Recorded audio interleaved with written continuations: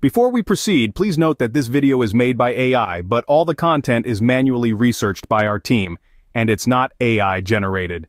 Here we are going to discuss the Rainbow Six Siege error code 30X000C0054.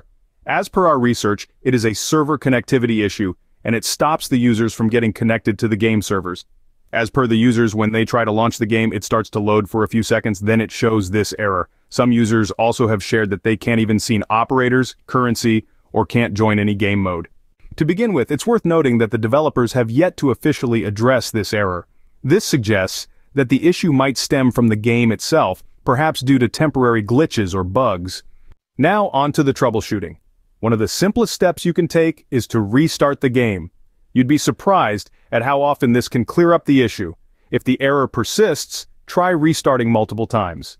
If multiple restarts don't do the trick, consider shutting down your gaming device. Give it a rest for about 5 minutes before firing it up again. Sometimes a complete system reset can help clear out those pesky bugs. Next, check for any pending updates for both the game and your gaming device. Updates often include fixes for known issues, so make sure both your game and device are up to date. Switching your internet connection can also sometimes resolve this error. Try connecting via a different Wi-Fi network or mobile hotspot. If the error disappears, it's likely there were issues with your original network. Finally, it's always worth checking the server status for Rainbow Six Siege. If the servers are down, well, there's your issue. You'll just need to wait it out until things are back up and running. If the servers are functioning normally, it might be time to get in touch with game support.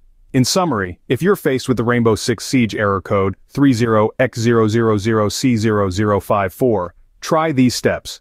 Restart the game, shut down and restart your device. Check for updates, switch your internet connection, and check the server status.